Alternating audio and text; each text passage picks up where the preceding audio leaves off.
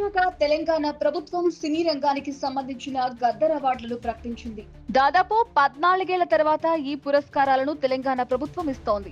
విజేతలకు జూన్ 14న హైటెక్స్ లో అవార్డుల ప్రదానోత్సవం జరుగుతుందని ప్రభుత్వం ప్రకటించింది.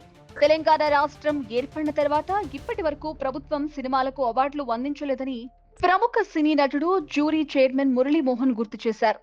దీంతో సీఎం రేవంత్ కు ఆయన ప్రత్యేక కృతజ్ఞతలు తెలిపారు.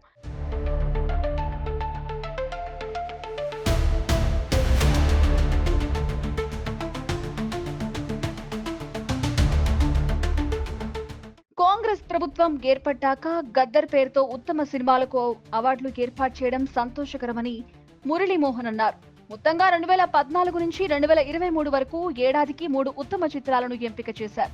అయితే 2024 ఏడాదికి సంబంధించిన అవార్డులను ఈ కమిటీ గురువారమే ప్రకటించగా మిగతా 10 ఏళ్లకు సంబంధించిన అవార్డులను శుక్రవారం మధ్యాహ్నం ప్రకటించింది.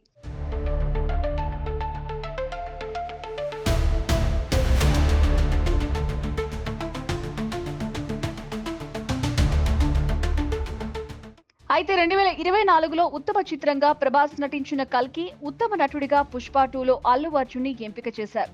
అయితే వీటితో పాటుగా సినీ రంగానికి విశేష సేవలందించిన వారికి 6 ప్రత్యేక అవార్డులు ఇచ్చారు. వారిలో ప్రముఖ నటుడు నందమూరి బాలకృష్ణకు ఎన్టీఆర్ జాతీయ అవార్డు, విజయ దేవరకొండకు కాంతారావు స్మారక అవార్డు ప్రకటించారు. ఈ క్రమంలో గద్దర్ అవార్డు విజేతలకు పలువురు సినీ ప్రముఖులు అభినందనలు, శుభాకాంక్షలు తెలియజేస్తున్నారు.